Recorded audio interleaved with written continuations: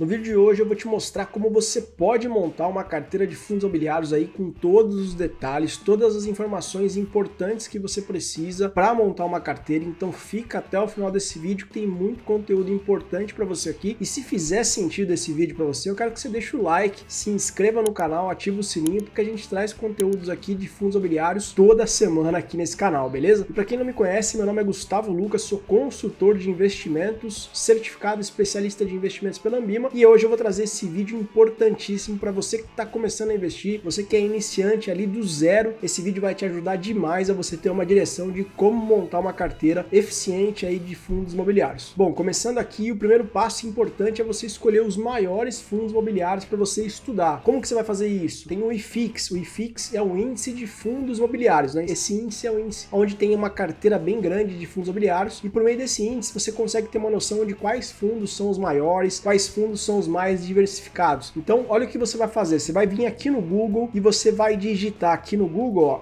IFIX carteira. Quando você abrir, você vai ver aqui o site da B3. Clicando aqui no site da B3, você vai ter todos os fundos imobiliários dentro da carteira do IFIX, ó, no dia 17/11, que é o dia que eu tô gravando hoje. E aqui do lado você consegue ver a participação, a quantidade desse ativo dentro da carteira. Se você pegar os ativos que são mais relevantes aqui, os que têm mais percentual, são os ativos que são maiores, são os fundos imobiliários que são maiores. Então aqui tem uma infinidade de ativos. Hoje, ó, 120 ativos na carteira, e você consegue começar a olhar aqui os maiores fundos imobiliários, já eliminando já vários fundos ruins aí da sua carteira. Então comece estudando por esses fundos, evitar fundos com somente um inquilino, aqueles fundos de tijolos que só tem um inquilino no imóvel ou um inquilino em vários imóveis. Não invista nesses fundos, porque se caso der algum problema nesse inquilino específico, você vai ter problemas aí com o fundo. E evitar fundos também com apenas um imóvel, né? É muito importante a gente investir em fundos imobiliários e usar todos os benefícios dessa classe de ativos. Você ter uma casa hoje de aluguel e alugar para uma pessoa, isso é um problema porque só tem uma pessoa te pagando uma renda. Os fundos imobiliários, você tem a oportunidade de comprar um fundo imobiliário, por exemplo, e já está diversificado em vários imóveis. Então aproveita isso, coloque isso a seu favor. Compre fundos que tem vários imóveis, vários inquilinos em diferentes regiões, para você ter essa diversificação e não ter problema aí com esse fundo. Segundo passo, quais setores você vai colocar aí na sua carteira, né? Você vai dividir os setores da sua carteira de fundos imobiliários para você ter uma diversificação, e quais você vai colocar. Então você vai pegar o site da B3 e aqui, depois que você separou os fundos maiores aqui, tem mais participação, você vai pegar esses caras e vai ver quais setores eles são, né? Você vai fazer uma busca aqui, vai pegar o fundo imobiliário específico, colocar ali na pesquisa e ver qual setor que é esse cara, e vai dividindo os setores para você poder diversificar a sua carteira. Evitar setores que diminuíram aí com o tempo, né? O IFIX, ele é uma carteira onde ele muda, conforme o tempo vai passando ele muda. Então teve muitos fundos que no passado tinham uma concentração maior, que hoje não se tem mais. Evitar esses caras, né? Eu dei uns exemplos aqui como hospitais, agências bancárias. Esses fundos, eles estão perdendo atratividade no mercado, talvez não faça sentido você investir neles para você não ter um risco maior. Pode ser que esses fundos sofram mais futuramente. Quando a gente investe por longo prazo, então tem que ter uma visão lá para frente. Quais setores escolher? Eu selecionei aqui alguns setores que são importantes, né? Então logístico, lajes corporativas, shopping center, fundos de papéis, renda urbana, fundos de fundos e desenvolvimento. Esses setores são os principais aqui que a gente pode olhar hoje para você colocar na sua carteira. Lembrando que os mais comuns aqui são os logísticos, lajes corporativas, shoppings e papel. Renda urbana é um fundo que está começando a se desenvolver mais, estamos tendo cada vez mais ativos desse setor. Esse setor está crescendo, mas ainda também é um setor que não é tão grande. Fundos de fundos tem aquele problema de dupla, né, taxação, né, dupla taxa, só que para quem é iniciante, comprar um fundo de fundo, ler os relatórios desses gestores para você entender as estratégias, aprender bastante e também já ter uma certa diversificação no início, pode ser que faça sentido sim no início, tá? E desenvolvimento é um ativo de mais riscos, mas também faz sentido depois quando você tiver uma composição de carteira maior ali, faz muito sentido você estar sempre diversificando em outros setores, e esse tipo de fundo entrega um dividendo maior, exatamente porque ele também tem um risco maior. Mas no início comece com os principais aqui: logístico, lajes corporativas, shoppings e papel. E o próximo passo, quantos fundos imobiliários você deve escolher ali para sua carteira, né? Muita gente tem essa dúvida. E isso vai depender da sua composição. Quando você olha uma carteira de investimentos, quando você olha uma carteira para aposentadoria, você não pode olhar somente uma classe de ativos, né? Eu sempre prezo aqui no canal canal, eu sempre falo aqui bastante que você precisa diversificar. Não invista somente em fundos imobiliários, não invista somente em ações. Se você está começando agora, está começando com fundos imobiliários, legal, mas mais para frente é interessante você estudar outras classes de ativos, né? Ações, investimentos no exterior, outras classes de ativos para você diversificar e diminuir o risco maior da sua carteira. Então, dependendo da sua composição, você pode ter mais fundos imobiliários, dependendo, né, se você tiver uma composição maior, você pode ter menos fundos imobiliários. Se você estiver começando agora, entre 8 a 15 ativos, tá? É uma quantidade legal ali para você estar começando. Se você tiver outras classes de ativos na sua carteira, pô, tem ações também, tem investimentos no exterior, tem renda fixa, né? Esses outros investimentos que são importantes, você pode diminuir aqui a quantidade de ativos dentro ali da sua porcentagem ali, da sua caixinha de quanto que você vai querer ter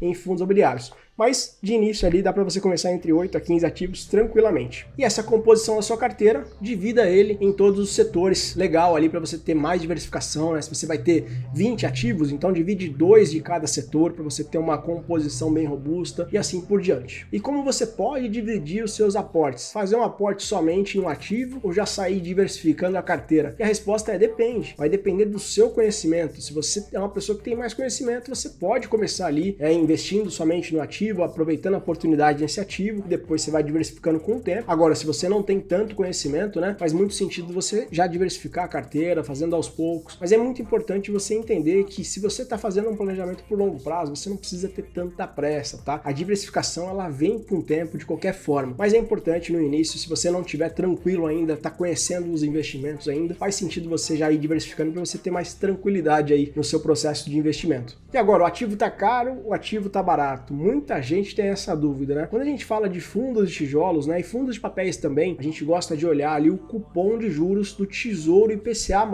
Então você vai pegar lá no site do Tesouro direto e vai olhar lá o cupom de juros de 13 anos, de 15 anos que tiver, para você ter uma base. E é lógico, se você tem um prêmio de juros ali de 6%, um tesouro que paga IPCA mais 6% e é renda fixa aqui, né, de fato, você precisa ter um cupom de juros maior no fundo imobiliário para exatamente você conseguir ter uma vantagem, senão não faz sentido você investir na renda variável, né, para receber menos ou a mesma coisa que um tesouro, que é um título do governo, né, um título mais seguro. Então você tem que olhar esse prêmio de juros, né, tem que ter um prêmio pelo menos de 2, 3%, vai depender de quanto que você definir aí que você quer do prêmio de juros, tá? Em tijolos, toma muito cuidado que o P sobre VP não é uma métrica exata. Quando você olha o P sobre VP em tijolo, as revisionais dos imóveis, né, todo ano o fundo imobiliário ele faz uma revisional, né, ele tem uma empresa terceirizada que vai lá e faz uma revisão para saber os preços daqueles imóveis. Então você tem que pensar que durante praticamente quase um ano fica desatualizado, né, esses imóveis. Então não faz sentido você olhar o P sobre VP porque provavelmente ele está desatualizado. Estamos vendo vários casos de fundos imobiliários aí vendendo seus imóveis 30% mais caro, 20% mais caro, exatamente por causa disso, né? E a gente não pode se basear 100% aí no P sobre VP em fundos tijolos. Já em fundos de papéis você também é a mesma coisa, tem que superar o cupom, né, do tesouro ali, então você vai olhar o quanto que esse tesouro está pagando, né? IPCA mais 6%. Esse fundo de papel você tem que considerar a inflação e mais um cupom de juros da mesma forma que o fundo de tijolo. Aqui você precisa levar a sério o P sobre VP, tá? Tanto em papel quanto nos fundos de FOFs, né? Os fundos de fundos também é importante você ficar ligado aí. Se estiver acima de 1 o P sobre VP, ele já tá caro, não faz tanto sentido você investir sabendo que você não vai ter ali, né, um valor a mais, uma margem de segurança. É importante você comprar um P sobre VP abaixo, um fundo de papel e fundo de fundos, porque você vai conseguir ter uma margem de segurança. Então pensa que possa acontecer um problema com esse fundo de papel ou com esse fundo de fundos e a cota despencou bastante, só que você tem margem de segurança para você segurar aquele momento, por exemplo. Então é muito importante a margem de segurança, é muito importante você comprar o mais barato possível para você não ter problemas aí com esse fundo imobiliário. Então se você seguir esse passo a passo, eu tenho certeza que você vai conseguir montar uma carteira de fundos imobiliários aí bem eficiente, uma carteira bem robusta, com uma boa diversificação e com bons parâmetros, né? Você está olhando os parâmetros mais importantes aqui para você escolher os melhores fundos imobiliários para sua carteira. É lógico, pensar sempre na diversificação, tá? É muito importante isso e a única forma da gente conseguir ter mais segurança para nossa carteira. E agora, se você gostou desse vídeo, já deixa o seu like aqui, não sai desse vídeo sem deixar o like, porque ajuda demais a gente a alcançar mais pessoas. E eu quero que você comenta aqui embaixo se você está começando a investir agora ou se você ainda não vai investir, mas está estudando, está querendo conhecer mais sobre fundos imobiliários. O que você achou desse vídeo? Eu consegui te ajudar de alguma forma? Se sim, deixa o seu comentário aqui, eu quero saber, eu quero conversar com você. Isso é muito importante para mim continuar trazendo conteúdos relevantes aqui para você. Até o próximo vídeo, tamo junto!